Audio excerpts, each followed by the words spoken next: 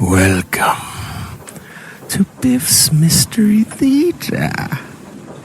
I have many tales to tell you. Ghost stories, murder stories, and tales that will make your bones chill.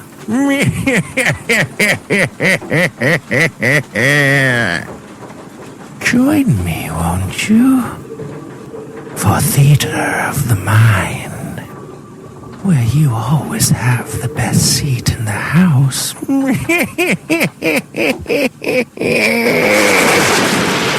Now close your eyes and turn off the lights.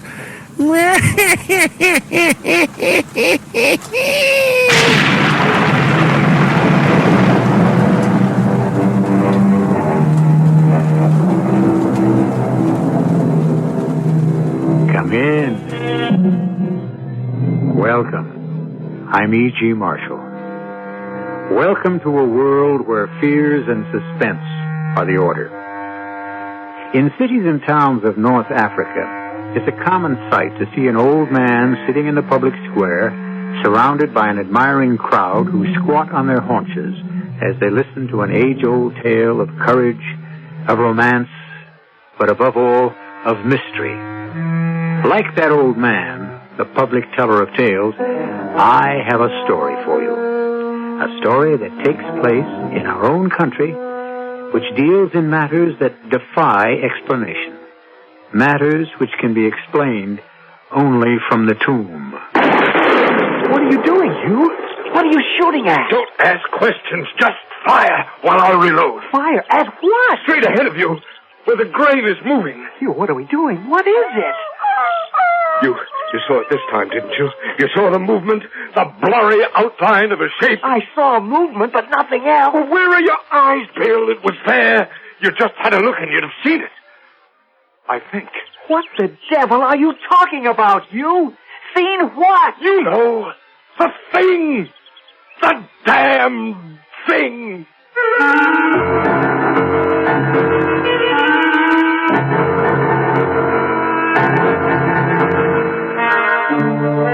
Our mystery drama, The Damned Thing, was inspired by the celebrated American writer Ambrose Bierce. It was especially written for the Mystery Theater by Arnold Moss. It stars Robert Dryden and Joan Tompkins. It is sponsored in part by Buick Motor Division and Sign-Off, the sinus medicines. I'll be back shortly with Act One.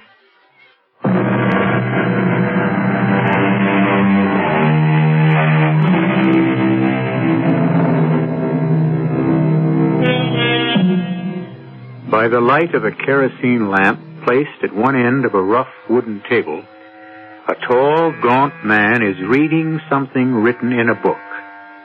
The man reads silently as his fingers trace the words. As the man lifts the book toward the light, the shadows cast by the ledger throw half of the small room into darkness, obscuring the faces of 7 men sitting against the log walls of the little cabin. On the other side sit 3 people, 2 women and a man, an elderly Indian, all equally silent, equally motionless. Next to them is an empty chair. By extending an arm, any one of them can touch the man who is lying on the table face upward, covered by a sheet, his arms at his side. The man, Hugh Morgan, is dead. The man with the book is the district coroner. They all seem to be waiting for someone to occupy the empty chair. Finally, the tall man closes the book. There are 3 things to determine at this inquest. The identity of the deceased, the time of death, and finally the mode of the departure, the manner in which his life came to an end. There's no question of identity. These have been positively confirmed as the remains of Hugh Morgan, famous scientific book writer and, until 3 years ago, a well-known professor at the State University. Upon resigning from the university, he came up here to our mountains with Mrs. Morgan to get away from city life, to get what he called closer to nature. He built this cabin pretty much with his own hands. Is that a fair statement, Ms. Morgan? That's correct, Mr. Bentley. The time of death has been determined by medical examination as between 36 and 48 hours ago. We are now waiting for Mr. William Harker, the young newspaper fellow from San Francisco, former student of Professor Morgan. His testimony, we are led to believe, may be of the greatest importance in this determination. And until such time as he arrives, we shall proceed with the investigation. I first call on the wife, the widow of the demised. Miss Morgan, if you please. Yes?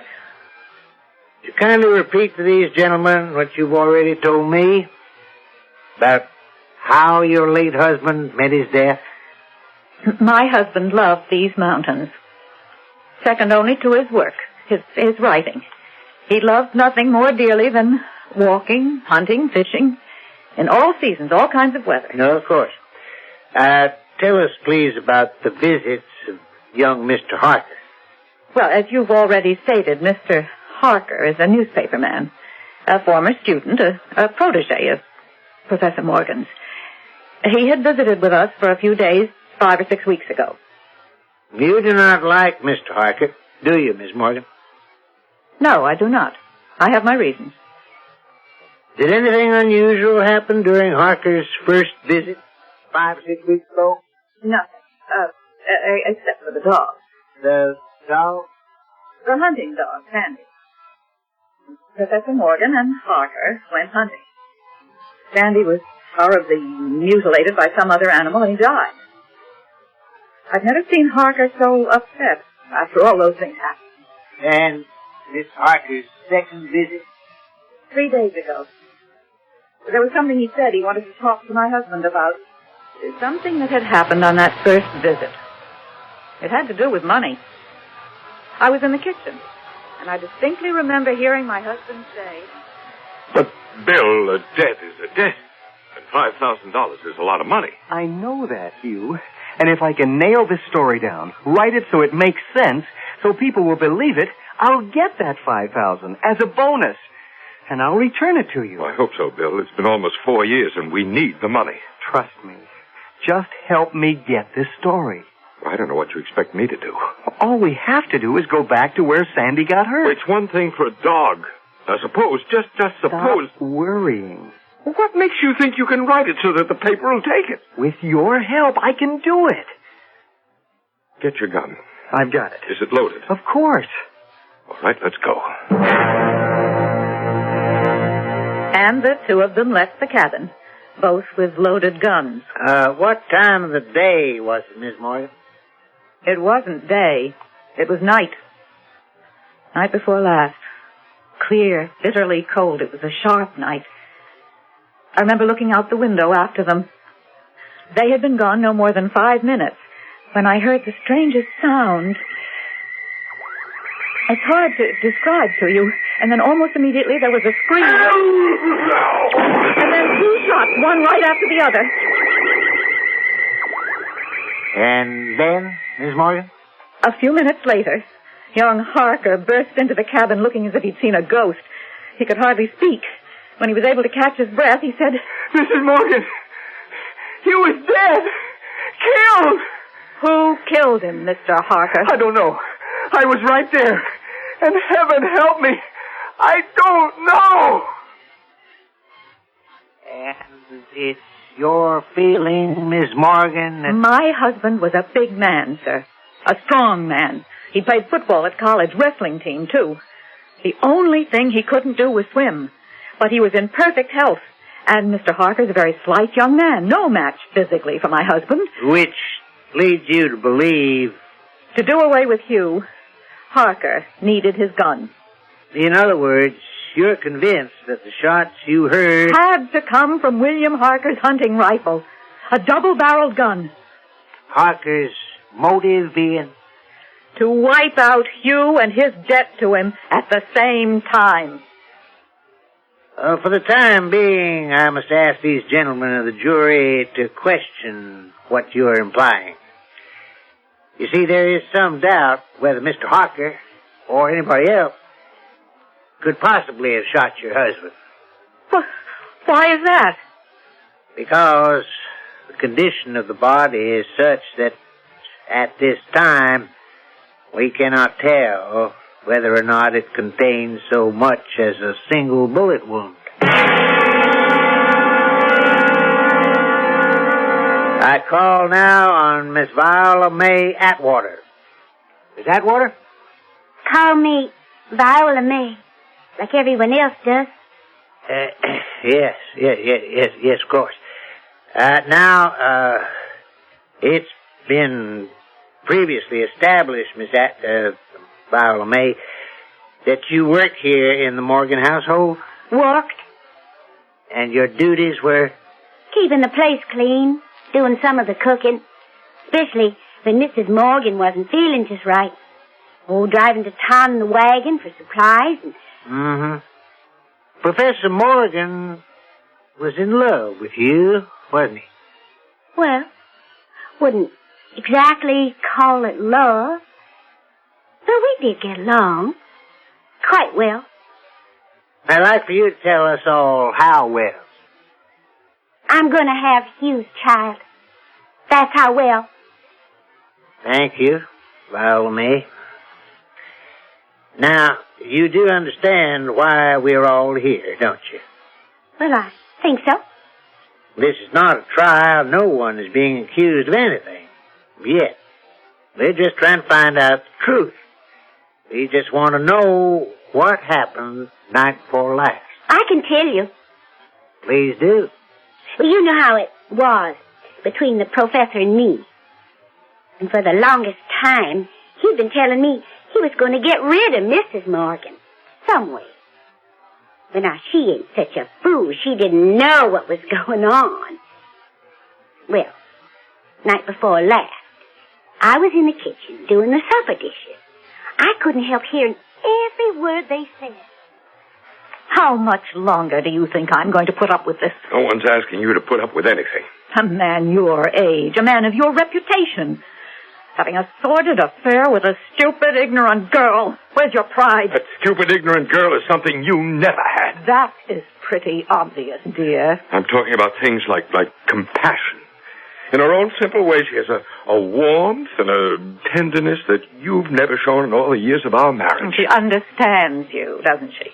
You poor misunderstood... And there's something else, since you've started.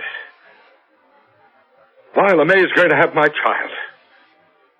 I know. I want that child to have my name. I want a divorce. Simple as that. Simple as that. Before I'd let you throw yourself away on a girl like that, and before I'd let you toss me aside like some old worn-out shoe, I'd kill you first. I'm sure you would. Don't push me to where I'd have to prove it. Excuse me, ma'am. The dishes are done. Kitchen's in order. Is there anything else you'd like me to do before I turn in for the night? That'll be all. Thank you. Well, then I'll just say good night. Hugh, I'm going for a walk around the lake. I'll go with you. If you like. After we get back, you can pay a visit to your little friend. And they both went out together. Now, what time of the night would you say it was when they left? Oh, 9:30 maybe. 10 at the latest. What'd you do after they left? Straighten things up a little more. And then? But they wasn't gone very long. Maybe 5 minutes. Not more. When I heard a most peculiar sound, like nothing I'd ever heard before. I can't exactly describe what it was like, and then almost on top of it, there was a scream that went right through it. Go ahead, Viola May. A minute or two later, Mrs. Morgan bust right into the cabin. She couldn't hardly talk. And finally she said, Viola May, Mr. Morgan is dead. Drowned in the lake.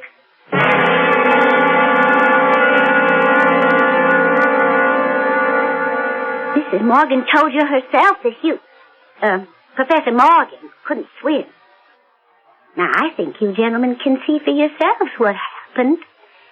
The first chance she got, she pushed him into the lake at the part where it's real deep. Now, he struggled for a piece, and in the darkness of the night, finally give up and drowned. I see.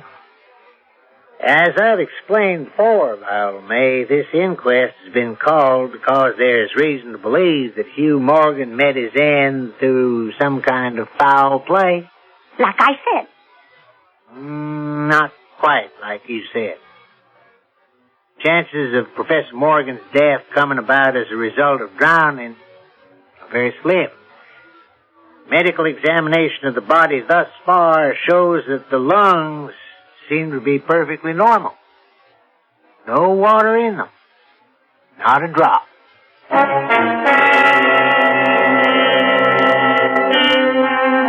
Absolute truth is a very strange thing. What seems real to one person is very often a lie to another. The fact, as one person sees it, becomes a fiction in the eye of his neighbor. What then is real? And at what point does imagination, for example, color reality? I'll return shortly with Act Two.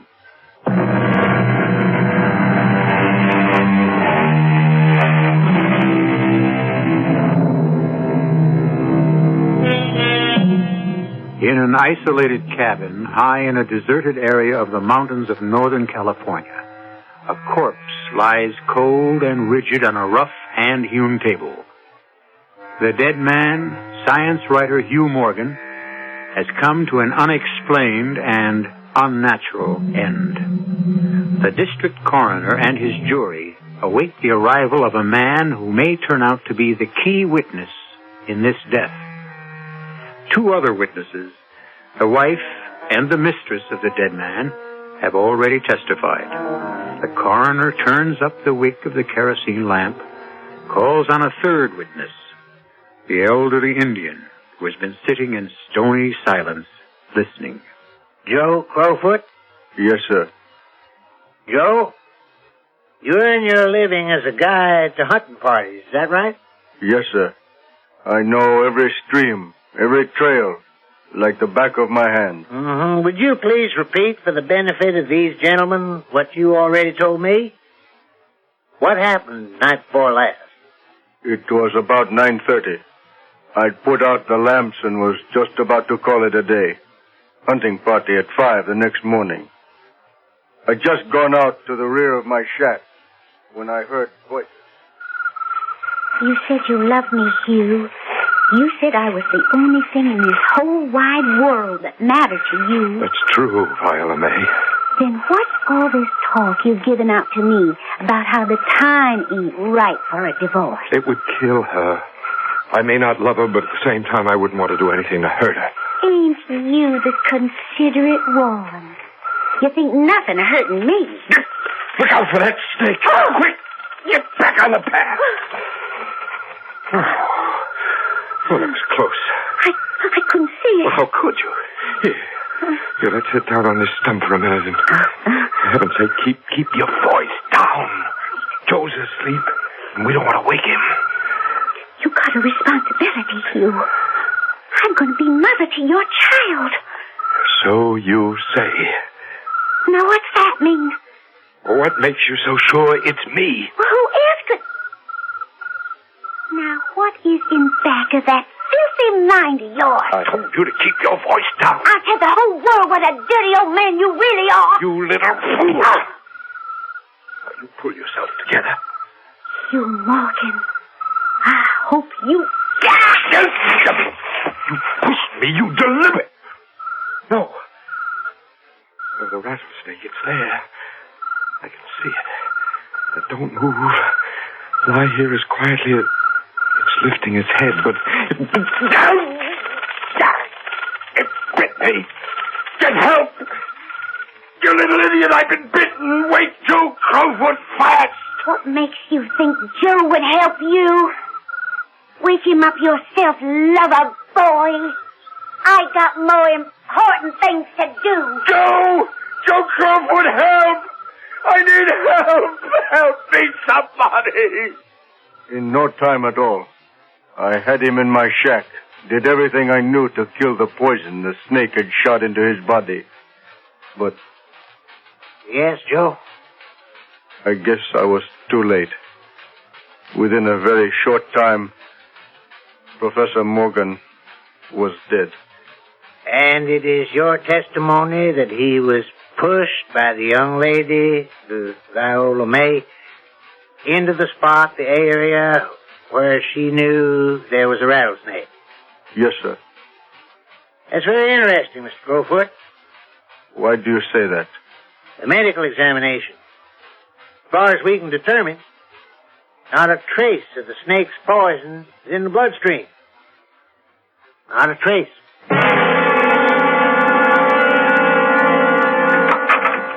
Mr. Bentley, I got here as fast as I could. You, young man, are... I'm William Harker of the San Francisco Press. Forgive me if I've held things up. Oh, delighted to see you, Mr. Harker. I left the minute I got your call. This is not the easiest place to get to. I want to finish this business tonight. Well, I think you should know that when I left here early yesterday morning, it was not to evade your summons. No? No, it was to get the story to my paper. The story of Hugh Morgan's death. Now, Mr. Harker, we've heard 3 different versions tonight of how Hugh Morgan met his death. And none of them has yet been substantiated by the facts of the medical examination of the body. Now, have we any reason to expect that the account you posted to your newspaper, Mr. Harker, will be anything like the story you will give here? That's up to you, sir. I've made a carbon copy of what I wrote for my paper. You're welcome to see it. It's incredible. More incredible than pure fiction, but it is the truth. I'll swear to it. All right, we'll resume the inquest. Mr. Harker, would you kindly be seated? Now, you knew the deceased, Hugh Morgan? Yes. How well? He was my professor at the university. It taught me everything I knew about writing. More than that. He was the closest friend I had. And you were with him when he died? I was with him when he died. How'd that happen? You being here, I mean. Well, I came up 3 days ago to shoot and fish. Part of my purpose, however, was to follow up on the story of the dog, Sandy. You see, I had been here 5 weeks earlier. On a purely friendly visit to your old teacher? Well, on that occasion, we went out hunting, as we'd usually done on previous visits. It was still dark. The sun had not yet risen when we left the cabin. Sandy! Sandy! Here, boy! Have you any idea where that silly dog went? Well, he was here a minute ago, Hugh. Funniest thing, he just disappeared. Oh, but he'll be back. In the meantime, we'll have to do without him. Well, now, let's see if we're as good as he is in raising some quail. What's our best ground? Beyond that ridge, I'd say. We'll have to go through the chaparral to get to it. It's pretty level ground, thickly covered with grain. Let's go, Bill. Hold it, Bill. Hold it. Be very quiet. What is it? Just listen. What is that? I think we've startled a deer. Oh, I wish we'd bought a rifle instead of just shot. Shh, be very quiet. What are you doing, Hugh? You're not going to fill up a deer with quail shot, are you? Is anything wrong? Hugh, have we jumped a grizzly? Cock your gun, Bill. Well, now what? Everything's so quiet. What is it? Just keep your eyes open and your mouth shut. Keep low, very low, and watch. And that's exactly what I did. What happened next? A minute or two went by. Suddenly, there was this weird sound that seemed to come from out of nowhere. It grew louder and louder. It got to the point where I had to put my hands over my ears to shut out the sound. It was so shattering. And then it stopped. As suddenly as it had started. And what did you see, Mr. Hart? Well, up until then, the bushes had been deathly still. Not a bit of movement of any kind. I turned to Professor Morgan and was about to speak when the field of wild oats we'd been watching began to move in the most curious way. It seemed as if the oats were being stirred up by a streak of wind, which, well, not only bent it, but pressed it down, crushed it, so that it didn't rise, as if some huge, invisible, what can I call it, presence was moving slowly along through the oats, stepping on it with giant feet. And this movement, foot by foot, was prolonging itself directly toward us. What was your feeling, Mr. Harker, as you were watching this strange occurrence? Well, I must confess that I lay there in the chaparral, right beside Professor Morgan, watching this fantastic thing happen. And I was not afraid. Was this equally true of your companion? No, he was terrified. What are you doing, Hugh? What are you shooting at? Don't ask questions, just fire while I reload. Fire? At what? Straight ahead of you, where the grain is moving. Well, if you say so. Hugh, what are we doing? What is it? It's all over now. It's gone. Let's see what happens. Yeah. Oh, no. That poor Sandy. Just look at him. Ripped to pieces.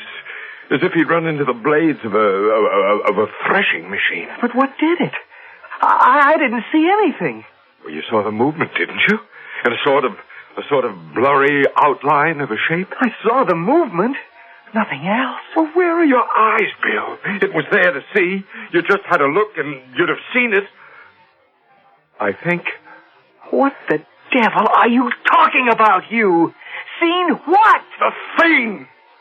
The damn thing! Oh, what? That's what I call it. The damn thing. First, it did away with my chickens, and then the pigs and the cattle. And now poor Sandy, slashed to pieces. And that's not the end. Only the good Lord knows what the damn thing will destroy next. Or who?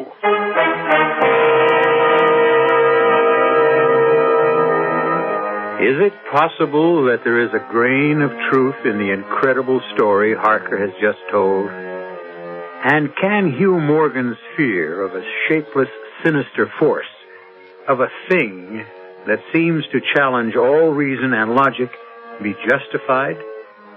We'll find out when I return shortly with Act 3.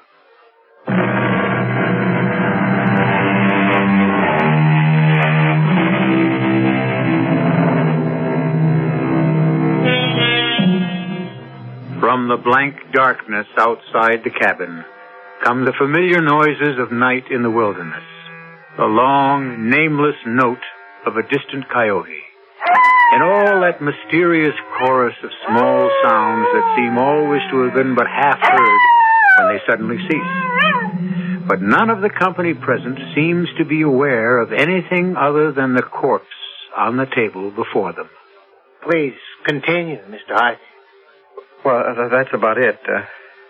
We buried the dog and went back to the cabin. And never said another word to each other about what had happened that morning. You stayed on for a while? No, sir. I returned to San Francisco the next day. And then 5 or 6 weeks later, 3 days ago, you came back again. Why? To fill in some of the blanks. There were too many unexplained things. Tell us what happened night before last. I think Hugh had a pretty good idea of why I had come back so soon after the episode with the dog. It was he himself who suggested that we go out to hunt whatever might be around. I think our best chances are this way, over this ridge. But, Hugh, isn't that the same ridge where Sandy... Of course it is, of course. Now, just see that your gun is loaded. It's loaded. Good. Keep your eyes and ears open. We've got a full moon and visibility is real good. Now, if anything... Be very quiet, Bill. Do you hear anything? No. Nothing. But just be careful. Be very careful. It comes up on you out of nowhere. It gives you no warning. Right. Let it have it, Bill, both barrels. And here's mine. I missed it, Bill. I missed it. Run. Run for your life. You, I don't see anything. What's happened? I was thrown violently to the ground by the impact of something unseen in the haze.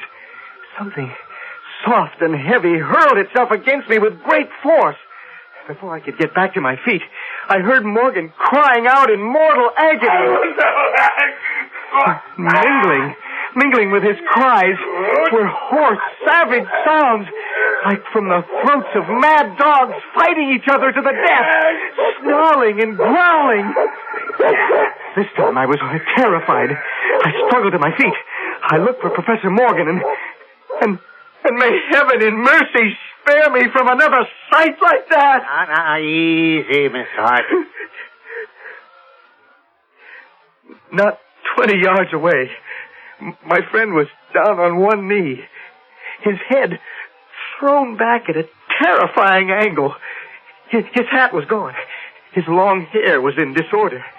His whole body was convulsed with violent movements from one side to the other, backward and forward. His right arm... Yes? It was lifted, and it didn't seem to have a hand. At least I could see none. The other arm was completely invisible. Morgan seemed like a wrestler of some kind, determined and yet overcome, beaten by a force of superior weight, greater strength. And all this time, all you saw was Morgan? Yeah. Nothing else? Nobody else? No, just him. And then, not always distinctly. And throughout the whole thing, such sounds of rage and fury as I have never heard in my life, from man or beast. Now, what, if anything, did you do to help your friend? Well, I ran toward him. I had a funny kind of feeling that he was suffering from a fit or from some kind of convulsion. I looked up, and by the light of the moon, I could see, as I had weeks before, the same mysterious movement of the wild oats, retreating, rolling itself back from the place where Hugh lay, toward the edge of the woods. When I got there, I looked down at my friend. He was lying on his back, absolutely still and quiet. He was dead.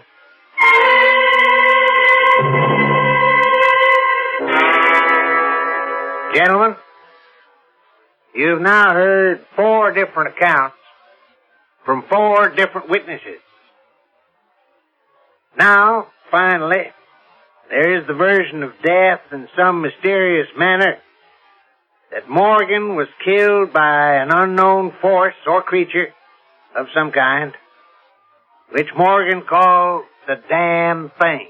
Mr. Bentley, there are 2 things more I would like to bring to your attention. Yes, Mr. Hart? First, that book you placed under the table, I recognize it as Professor Morgan's diary. You seem greatly interested in it. In fact, you were reading it while I was testifying. May I see it? I'm sure it would throw a great deal of light on Morgan's death. The book will cut no figure in this matter, Mr. Harker. All the entries in it were made before Hugh Morgan's death. That's ridiculous.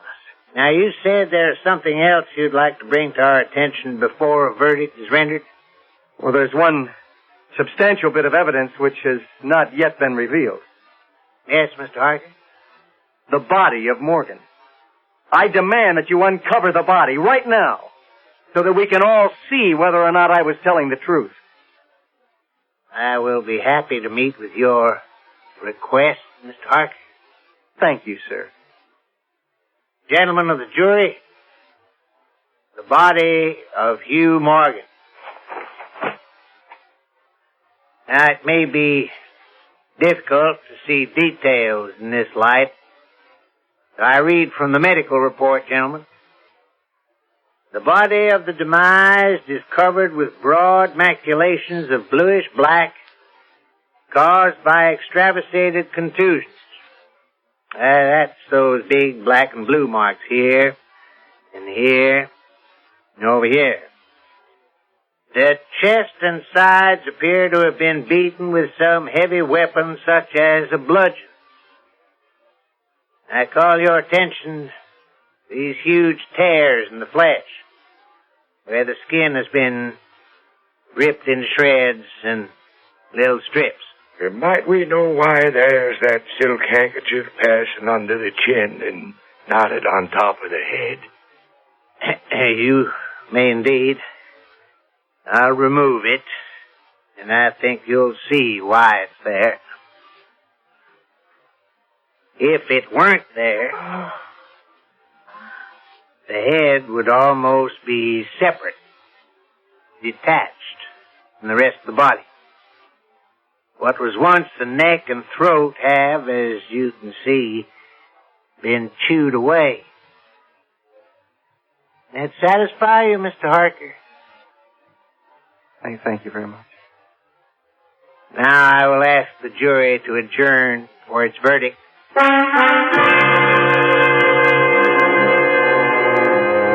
We, the jury, do find that the remains of Professor Morgan come to their death at the hands of a mountain lion. You can't mean that! Just the same, there is some of us thinks that the remains was subject to a simple case of fits.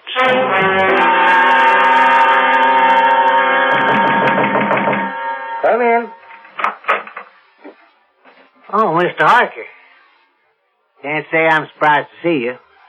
To what does my humble office owe the honor of your visit? I can't accept the verdict your jury gave last night. Unfortunately, there ain't much you can do about it. I think there is, sir. I can establish the truth about Hugh Morgan's death. And how exactly do you propose to do that, Mr. Harker? Take a look at this. What is it? A reel of tape and a recording machine.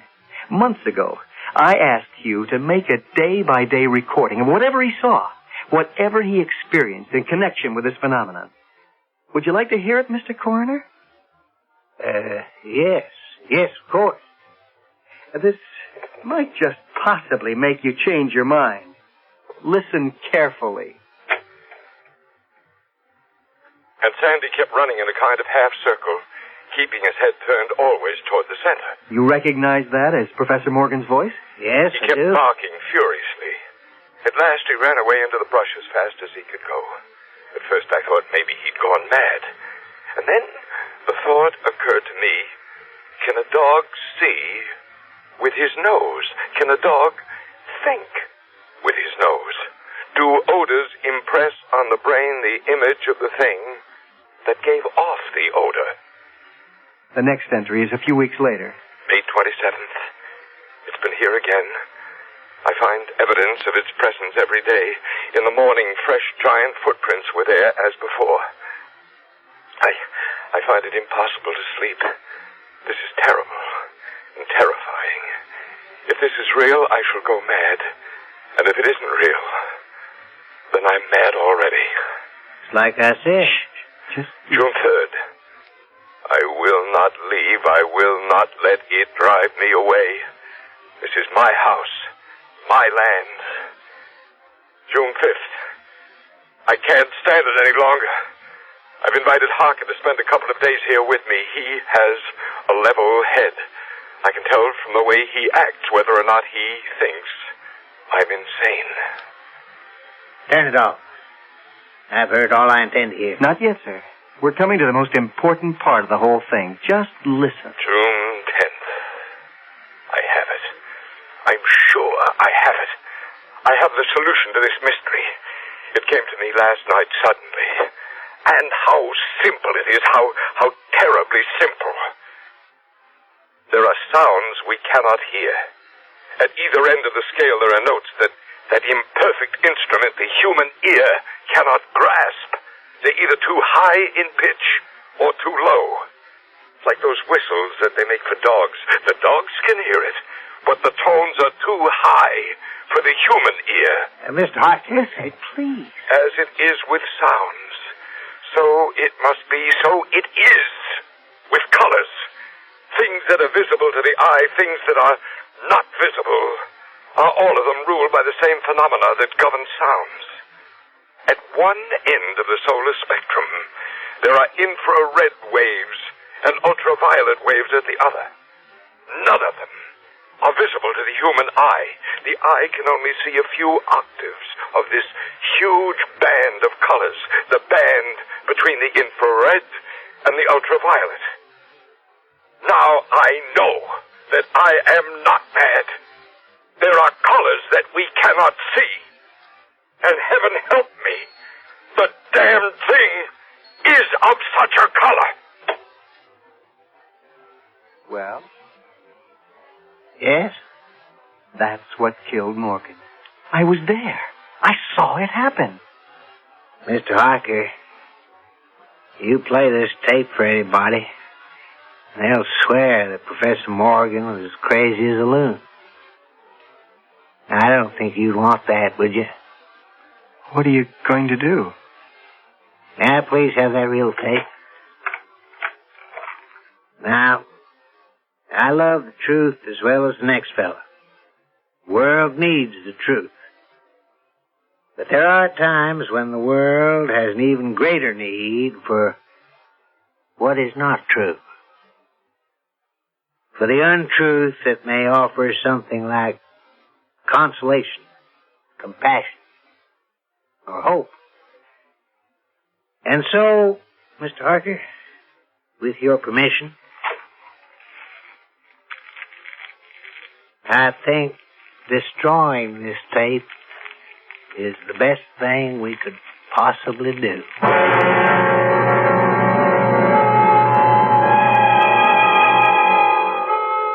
As the last foot of tape turned into ashes, the skies opened up and it began to rain.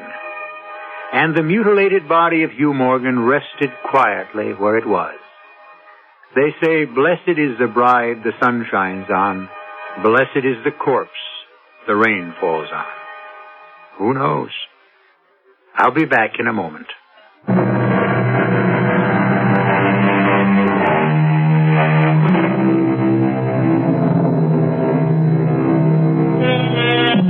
An interesting footnote on Ambrose Bierce, the American writer on whose story, The Damned Thing, our tale was based. In 1913, he left his work, disappeared into Mexico, and every trace of him was lost forever. Never heard from again. Is it just possible that he, like Hugh Morgan, met his end at the hands of some damned thing? Who knows? Our cast included Arnold Moss, Robert Dryden, Joan Tompkins, Evie Juster, and Bob Caliban. The entire production was under the direction of Hyman Brown.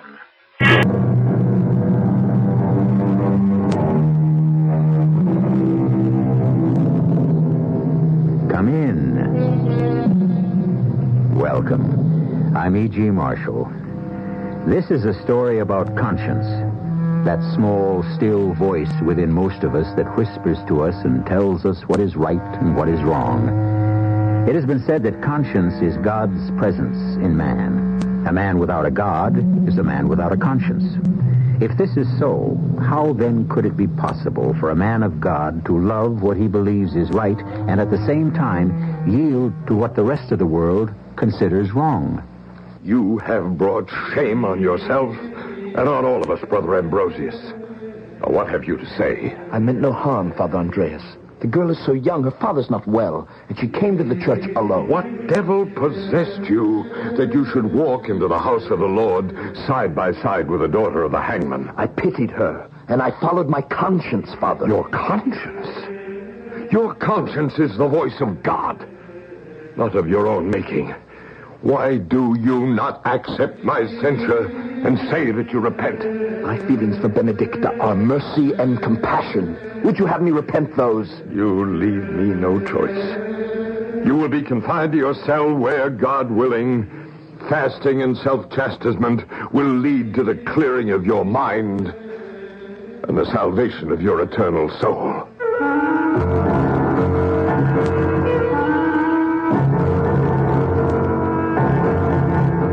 Our mystery drama, The Monk and the Hangman's Daughter, was especially adapted from the Ambrose Bierce classic for the Mystery Theater by Arnold and Stella Moss. It stars Christopher Tabori.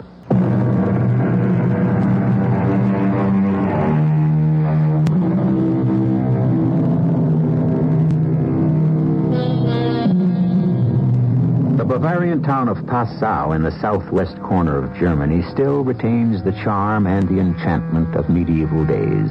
Its streets are narrow and winding. Quaint archways join one house to another as the beautiful Danube washes its riverbanks.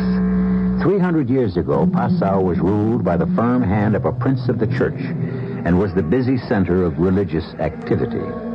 On the first day of May in the year 1680, two monks in their early 20s, Friar Ambrosius and Friar Romanus, members of the Order of St. Francis, were summoned to an audience with their superior. You may enter. Who is that? I cannot see your faces very well. It is Brother Romanus and I, Brother Ambrosius. You sent for us, Reverend Father. I am pleased with the good reports I have received. Your humility, your dedication to prayer, your help to the poor have prepared you for further test of your vocation. Yes, Father? You and Brother Romanus have been assigned to the monastery at Berchtesgaden, high in our beloved Bavarian Alps. The monastery at Berchtesgaden? A place of bare and dismal mountains. The forests are said to be haunted by evil spirits. Tales are told of demons who dwell in a bottomless black lake. It is unbecoming of you to fear old wives' tales about demons and malevolent spirits. We understand, Father. If we wish to become priests in the service of God, we must do as we are bidden. Forgive us, Reverend Father. We will obey. The way is long, the road is hard. The snow from the towering ice-covered mountains will be melting at this time of the year. You must place yourselves in the hands of God and have faith. We will do as you say, Father. We will pray for strength and courage. You should be safe in the hands of Father Andreas in Berchtesgaden in less than a week. When do we leave? After morning prayers. One last thing. Yes, Father. Whatever happens on the way, I remind you that faith is the beginning and the end of everything. The strength of youth, the support of age, the pillar of life itself. May we have your blessings. You are the children of God, and He will protect you.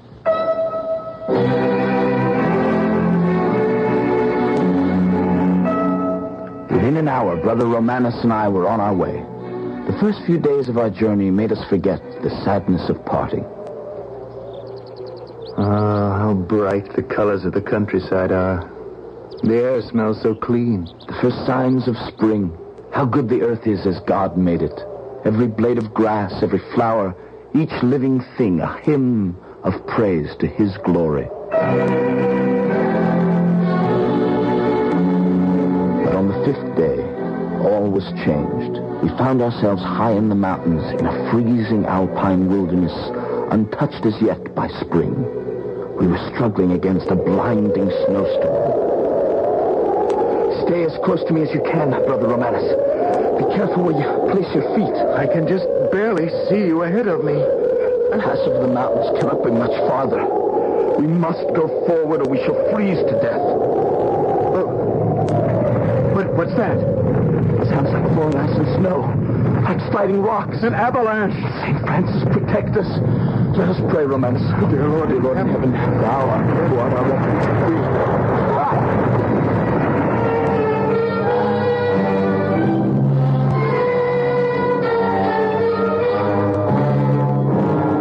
Brother Romanus, where are you? The Lord be praised, I'm unharmed. And you, Ambrosius? I have been spared too. It is a miracle the avalanche did not touch us. Strange. How still everything has become. The snow and wind have stopped as suddenly as they began. Huge trees plucked from the earth by their roots, hurled down the mountainside. Look, Ambrosius, we've arrived at the pass we were searching for. The way over the mountain to Berchtesgaden. Twisted gorges, tangled, ill-smelling forest. The mouth of hell must look like this. Why is the air so cold and hard to breathe? There's nothing to fear, Romanus. Lift up your crucifix and hold it before you as we walk. We must move on. Ambrosius, look above us. Those great, ugly birds of prey. They must have startled them from their nests. They sit like mournful sentinels. Waiting for us to take one false step to plunge us to our death. That will not happen, Romanus. You and I have a mission to fulfill. Nothing can bar our way. No bird, no beast, no devil.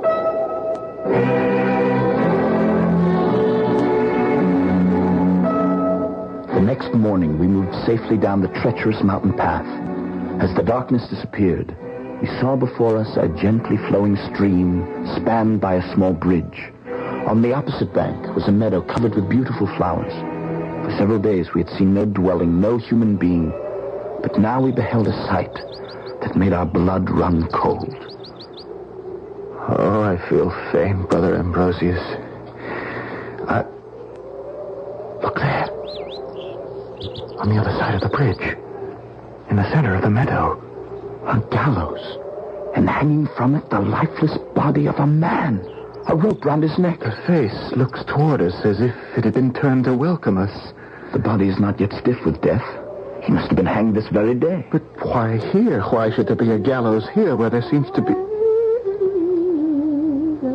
Whose voice is that? A dead man swings from the gallows and someone sings. Another evil spirit? The smell of death is in the air.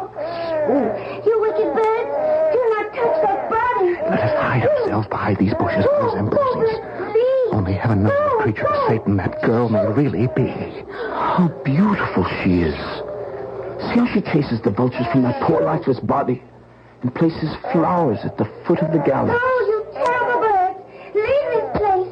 Let the dead man find his rest! Ambrosius! Go! The air has suddenly become like ice around me. But I am warm. The sun feels good to me. The chill is worse than that of the highest mountain.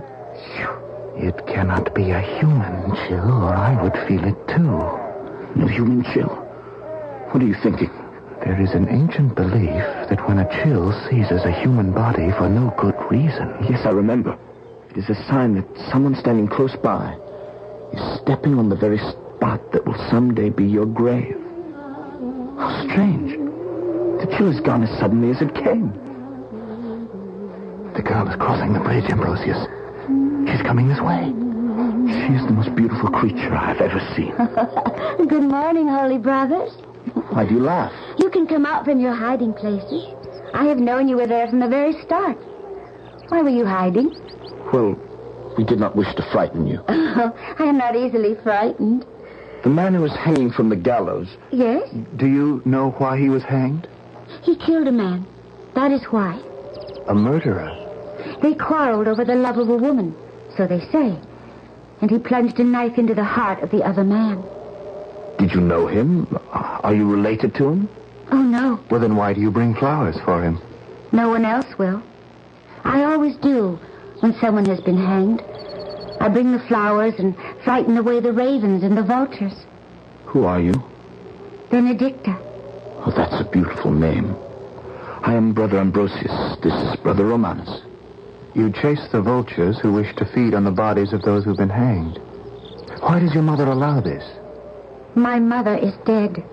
You have a father? Yes. Then let us take you to him. You should not be wandering about alone. There may be dangers here for you. Oh, I could not be safer. You see that clearing through the trees? If you look closely, you will see a hut. It looks more fit for animals than for humans. That is where I live, with my father. That is your home? Yes. You have no neighbors? None. Are you and your father so poor that you must live so close to the gallows? In such a miserable hovel? He is not well paid for the work he does. As you see from our robes, we are in the service of St. Francis. God has placed us here in Berchtesgaden to help others. Perhaps we can help you. Who are you, Benedicta? And who is your father? My father is the hangman. The hangman? And I am the hangman's daughter.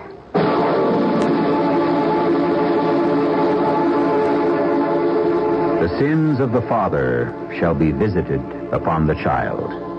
But what if a child is punished and humiliated, not for a father's sins, but because his livelihood is considered loathsome and even unholy by the rest of the community, like a hangman? I'll be back shortly with Act 2.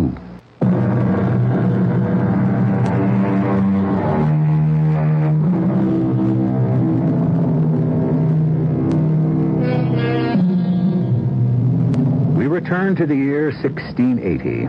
The two young monks, Ambrosius and Romanus, have been exposed to many strange happenings since they left the security of the Passau monastery. Not least among these, for Friar Ambrosius, has been his first encounter with a beautiful young girl. But remembering his holy mission, he tightens the hempen cord that encircles his slim waist and proceeds with Friar Romanus toward their destination, the monastery of Berchtesgaden, high in the Bavarian Alps. Ambrosius, why did you offer that girl your friendship? Why not? Was the daughter of the hangman, you know as well as I that she's considered impure and unchristian. But she's so young, Romanus. Innocent and beautiful. In the eyes of the church, the hangman and all his family are an abomination. Why else are they made to sit apart from all the others in the darkest corner of the church? Why should Benedicta deserve such a fate? That is not for us to decide. A hangman, after all, is only a tool of the law. He must do as he is told. And we must do the same. It is not for us to question. Put Benedicta out of your thoughts before she takes possession of your soul. Come, brother. Father Andreas awaits us.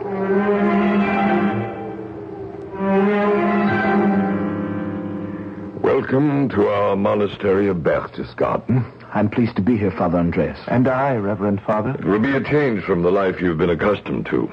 Our village people here are mostly salt miners, a proud and stubborn group. We will do our best, Reverend Father. You have only to instruct us. The salt master rules the village. He's a man of power and authority. Keep out of his way if you can. You're not listening, Brother Ambrosius. Your mind seems to be elsewhere. Oh, forgive me, Father.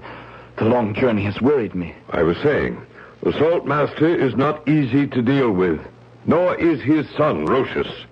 A young man not much older than you, handsome, willful, undisciplined. He, too, exercises much power. He also creates problems. What kind of problems? Where there are young, pretty maidens, he's quick to pick a quarrel. We shall avoid him. Have we your permission to leave? You may go, Romanus. I shall be here whenever you need me. Thank you. Thank you, Reverend Father. If I may, I will go too. Not yet, Brother Ambrosius. Something seems to be disturbing you. Perhaps I can be of help. Father Andreas, there is a serious matter that I... Yes? I believe I may be in deep trouble. What have you done? It's nothing that I have done. It is my thoughts that trouble me. Oh, with God's help, we can take care of that. I am full of fear. So much so, I cannot reveal to you what I should. Cannot? You need have no fear of me. I'm frightened of myself, Father.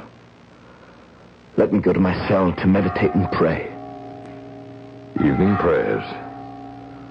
You may go to your cell. Thank you, Father. And remember, Brother Ambrosius, there are no secrets in this monastery.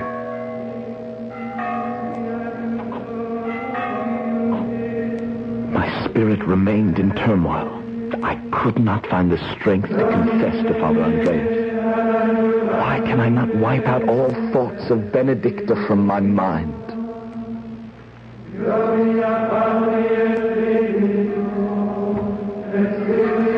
On my way to morning prayers, I saw her standing outside the church, alone. The square was filled with people, but they avoided her as if she were a leper. Compassion filled my heart and compelled me to approach her. God's greeting, Benedicta. Are you afraid to speak to me?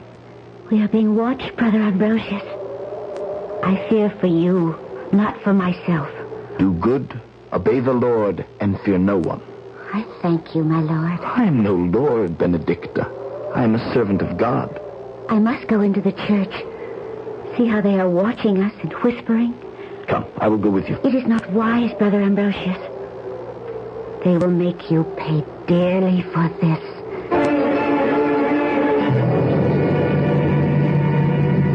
You have brought shame on yourself, Brother Ambrosius, and on all of us.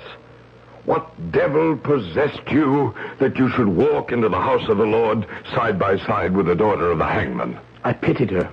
The people treat her as if she were mortal sin itself. You have angered and outraged everyone in Berchtesgaden. The saltmaster and his son Roches have already brought complaints against you. I followed my conscience, Father. Your conscience? Your conscience is the voice of God, not of your own making. What has come over you that you show so little respect, so little humility? Why do you not accept my censure and say that you repent?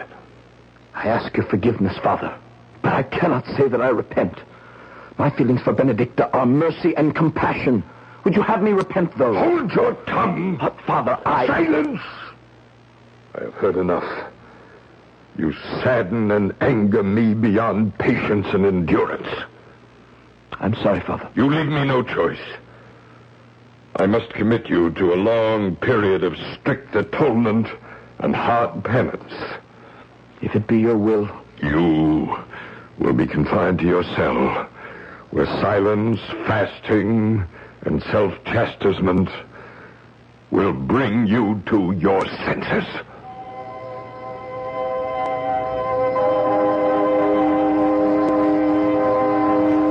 Locked away from the beautiful outdoors which I loved, denying myself food and drink, I knelt day and night in endless prayer until a high fever and delirium came upon me.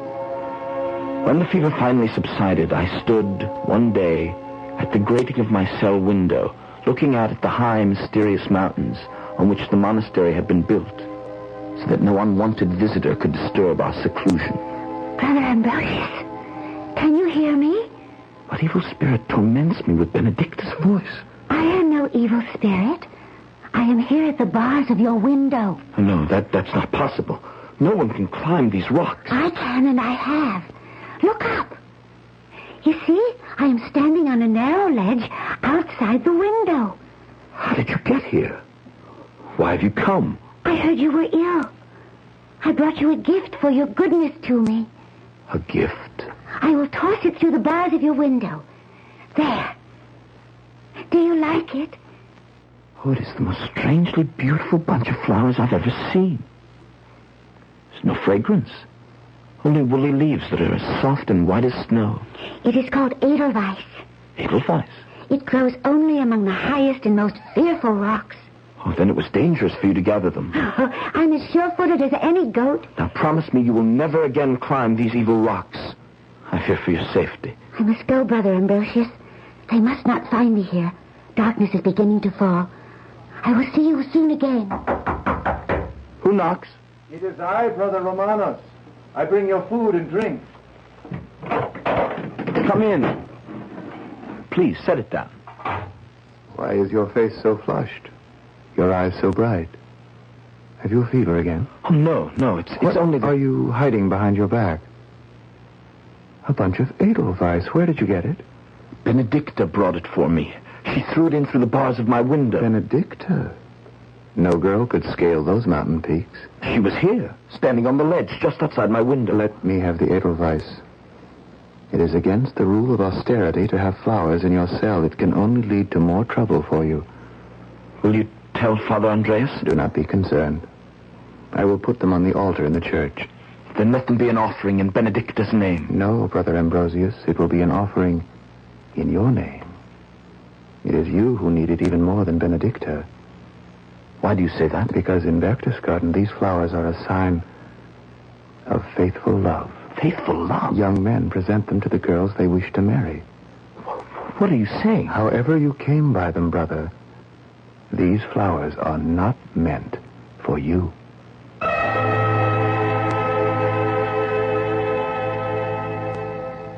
Weeks later, I was released from my solitary cell in order to help at a great festival that the monastery was celebrating. The entire village gathered in the square to watch the holy procession. At the feast, I served platters piled high with steaming food and poured endless goblets of the brown and bitter drink that they all loved. As I did so, a handsome young man approached me. A wild-looking girl clung to his arm. Are you the monk, Ambrosius? I am Friar Ambrosius. The same who gave offense to this village some weeks ago with his attentions to the hangman's daughter? Oh, let the handsome monk be. Shut up, Angela. I'm a son of the saltmaster. My name is Rochus. I've heard of you. Then hear more. If you ever again show friendship for Benedicta, I shall teach you a lesson you will not soon forget. I intend no offense to anyone, my lord. Rochus, take my hand and dance with me. Find yourself another dancing partner, Amula. I have other plans. Someone is waiting for me. Brother Ambrosius. Yes. Rochus has his eye on the hangman's daughter. Warn her against him. Why do you tell me this? I love Rochus, and she will listen to you. Look in the clearing. The full moon shining down on them. They are dancing together. Rochus and Benedicta. He ordered her to. No one refuses him. And besides, look at her. She does not seem unwilling. Her eyes are looking straight into his. There's a smile on her face. No one resists the saltmaster's son. See how closely he holds her. Stop them, Brother Ambrosius. Stop them. He shall not have her.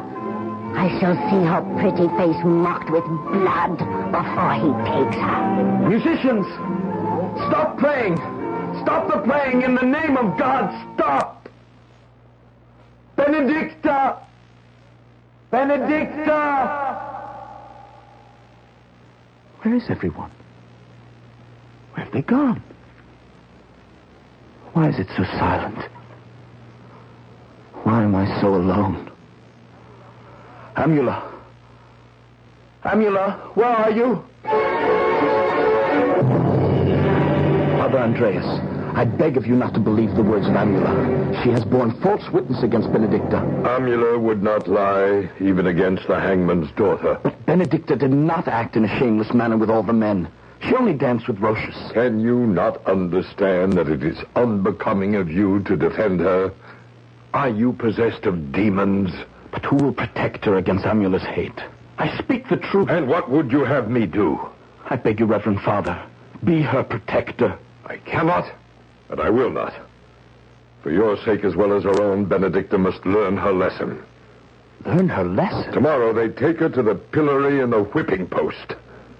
But the whipping post is intended for girls who behave in a shameless manner. The saltmaster has ordered it. She will be stoned. And what of her poor father? Her father will be with her. He will lead her through the streets by a rope around her waist. It is the duty of his hangman's office. What beasts we human beings can be sometimes. What misery and injustice there is in this world. Say no more, Brother Ambrosius. Perform the duties of your office, and let the world and the hangman perform theirs. But how can I do nothing to prevent Benedicta's public disgrace? You will do nothing. You will be locked in your cell. God and St. Francis forgive you, Brother Ambrosius. I cannot.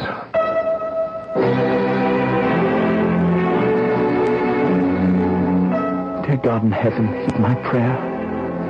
Bless Benedicta in her time of trouble. Give her strength that she may bear the trials that are put upon her. Give me light that I may walk the right path, for I am filled with a tumult of emotions and confusion. Can Father Andreas be right? Do I love Benedicta as a man loves a woman? Forgive me if I sin, but I cannot put Benedicta out of my mind. Try as I will, I cannot. James Montgomery once wrote, "Prayer is the soul's sincere desire, uttered or unexpressed, the motion of a hidden fire that trembles in the breast."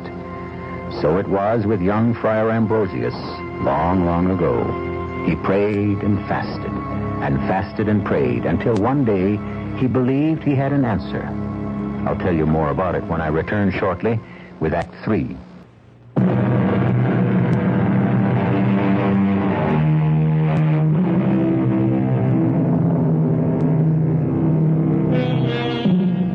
Tormented by Benedicta's public disgrace and weakened by the long rigors of solitary prayer and fasting, there was a recurrence of illness and fever in Ambrosius. On the one hand, he yearned to protect Benedicta. On the other, he was relentlessly pursued by his religious conscience. Torn both in mind and body, the young monk appeared before his superior. May I speak with you, Father Andreas? I am here to be of help whenever I can. Since I have recovered from my illness and delirium, the other friars look at me strangely, as if they no longer regard me as one of them. They avoid me whenever they can. I am aware of that, and I have given it much thought. You are to leave us for a season. Leave the monastery? To dwell in greatest solitude among the highest mountains. There God will restore both your physical and spiritual strength. I submit to your will, your reverence. Do you wish to discuss the tales that are told of the evil spirits that inhabit those high peaks? If it is God's will, I will escape their spells and enchantments and come back to the monastery as you would have me. Someone will show me the way? Yes, and then leave you. As you say, Father. And, Ambrosius, my son. Yes, your reverence. Whatever demons or devils men may encounter in high mountains, remember, there are none so evil as those we find within ourselves.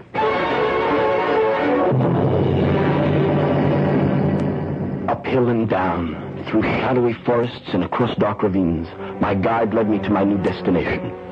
We crossed a fearful lake in a clumsy little boat and saw strange objects become dimly visible and then disappear. Trees, half submerged, clawed the air like bones of some monstrous skeleton. I stared awestruck at the terrifying stone peaks piled to the sky. He led me to a miserable hut built of rough rock, where a narrow stone bench was to be my bed. You must be cold and hungry, Brother Ambrosius, after your long trip. Benedicta's voice? It cannot be. You will not be alone, my good friend. I will be here whenever you need me. How can such things be? Where are you, Benedicta? Warm yourself by the fire. Look, I have built one for you. Let me see your face. If only for a moment, You will find warm food in those pots hanging over the fire. And on the stone table, there is a pan of fresh milk and a piece of yellow butter. But they were not there when I came in. How did they come here? I brought them. And some fresh-baked black bread and a fine white cheese. Thank you, Benedicta. Eat, Brother Ambrosius. The Black Lake journey is a hard one. Did you know it is said that the lake reaches straight down to hell? I do not fear such things. These mountains are filled with dangers, even for holy men. Show yourself, Benedicta. I will not eat the food or drink the milk until I have seen you. No. Don't leave, Benedicta. There is something you must tell me. Goodbye, Brother Ambrosius. There are things that I must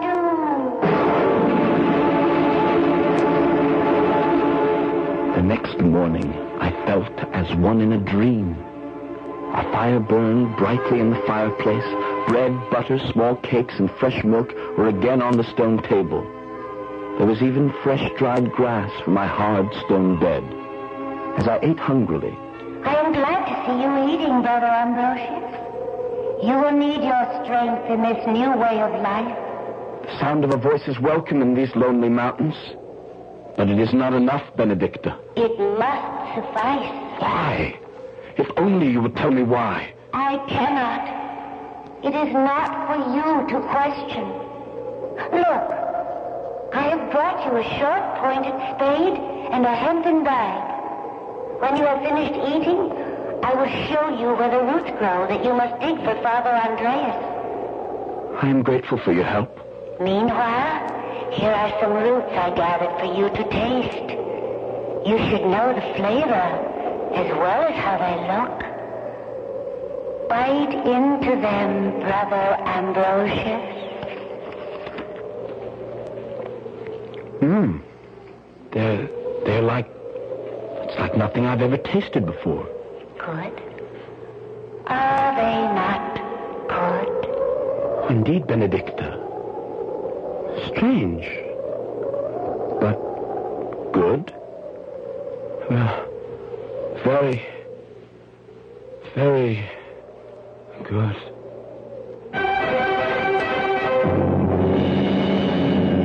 The next thing I knew, I was on the brink of an abyss directly above the terrible Black Lake.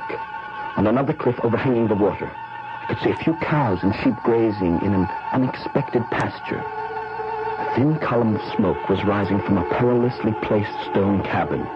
Leaning against a tree, her face pale as marble, her eyes sunken and sad, her hair flowing over her shoulders like threads of gold, was Benedicta. Tears streamed down her cheeks. Benedicta, what has happened? What are you doing so far away from home? Oh, why do you weep so? My father is dead. God rest his soul.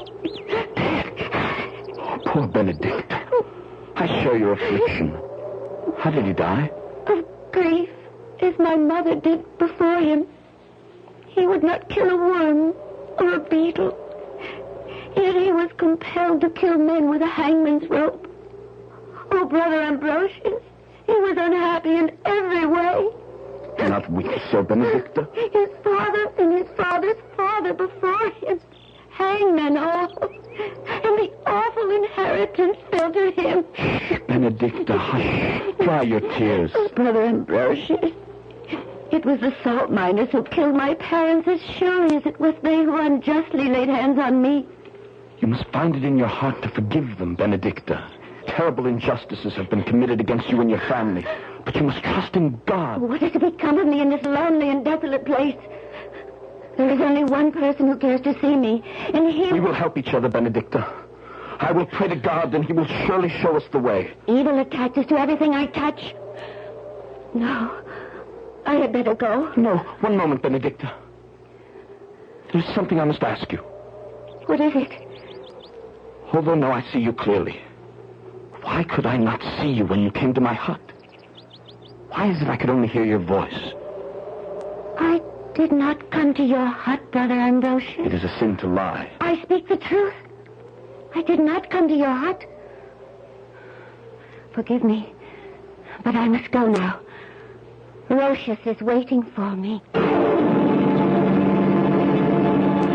Rocius.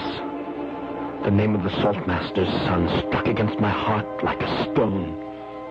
That night my hut seemed too narrow to hold me, the air too heavy and hot to sustain life.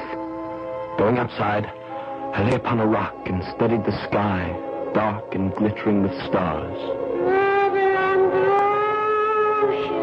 It was unmistakably the voice of Benedicta. Now it came from one direction, now from another. It came from the earth, from the air, from the sky. Wait! Benedicta! I'm coming to you. You've only to show me the way. I fell into the coolness of the forest along the Black Lake, stumbling and falling over rocks and tree stumps. My limbs were bruised, my robe torn. Suddenly, against the starry sky, I saw the outline of a hunting lodge. A well-worn path led to Benedicta's cabin. Before it, in the bright moonlight, stood Rochus. What brings you here, Friar Ambrosius? When last I saw you, you were safely cloistered in the monastery at Berchtesgaden, where you belong. Where is Benedicta? Answer me, Rochus. Must you meddle always in other people's lives, you and what you call by the name of virtue? You may despise me if you wish, but you will not harm Benedicta. I do not wish to hurt a man of the cloth, but I am not known for my patience. I carry a knife, and on occasion I do not hesitate to use it. You will not go to Benedicta's cabin. I will not fight with knives, Rochus, but unarmed and equal. We will fight to the death if you wish, and the Lord shall decide. Oh, you're a brave monk. Very well. I will toss my knife to the ground. But I warn you, you face a strong enemy.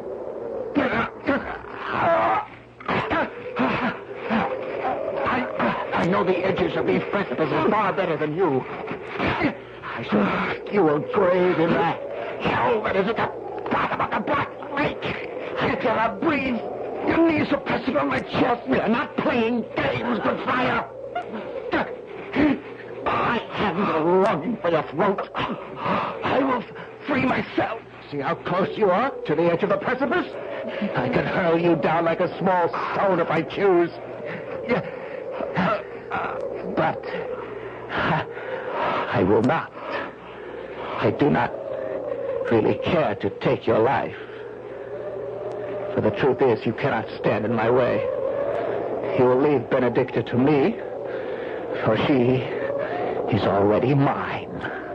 Benedicta is yours? I've kept her waiting long enough. You may rise, Brother Ambrosius. The Lord, as you said, has decided.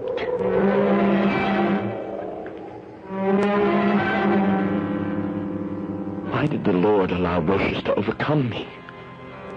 Why move him to spare my life? Some power impelled me to look down at my feet. There lay the answer. The knife that Rochus had flung to the ground. I saw plainly as in a vision the act which I had been preserved to do. Later that night, I went to Benedicta's cabin. I could hear her singing, as when I first saw her standing beneath the gallows. Open the door, Benedicta. It is I, Brother Ambrosius. Why have you come at such a late hour? Let me in, Benedicta. My errand is brief. You look distressed, Brother Ambrosius. Can I bring you food or drink? Your face is full of happiness. And only a short time ago I left you in sorrow and despair. Why have you come here? Oh, you are pale and shake with cold. I'm here because God sent me. Tell me why you were singing, Benedicta. Tell me why you look so radiant. Is it because you are the mistress of Rochus? I sing because tonight I am happy. Happy? I am sorry to hurt you, but I am not ashamed. Rochus has been here. He's gone to Berchtesgaden to persuade his father to remove the curse of the hangman from my life. Oh, foolish Benedicta. There's not much time left. Kneel before me, that I may forgive your sins. You frighten me. I've never seen you like this. You need not be afraid. I here and now give you absolution without repentance. Huh? I free your soul from the taint of sin, because, Benedicta, you will atone with your blood and your life. You have drawn a knife. Do you recognize it? It belongs to Rochus. What do you mean to do? Rochus! Rochus, help me! Help me! My blood is on your hands, Brother Rochus. I love you, Benedicta. On your hands.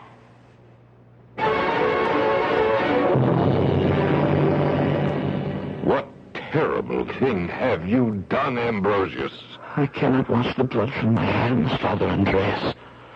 nor the stains from my garments. I've tried, but I cannot. Whosoever slays a fellow being, he shall be slain. That is the law of God and of man. I'm prepared, Reverend Father. You will first be taken to the tower. Then tomorrow at sunrise, you will be led to the gallows and hanged by the neck until dead. The ways of the Lord are mysterious. When I saw Benedicta for the first time, an icy chill shook me from head to toe. Ice filled my veins. She was standing beneath the gallows, and Brother Romano said that she was standing on my grave. Do you have a last request, my son? Yes, Father. What is it? The vultures. After I am hanged, perhaps someone could chase them away from my poor dead body.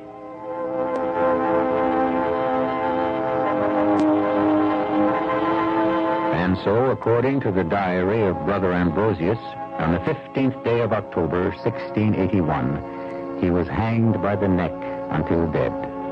On the day immediately following, he was buried in the unconsecrated ground beneath the gallows, close to the body of the girl he murdered. But the tale of the monk and the hangman's daughter did not end with their deaths. According to an old manuscript discovered years later in the monastery, but I'm getting ahead of myself, this story has the strangest ending. I will be back with it shortly.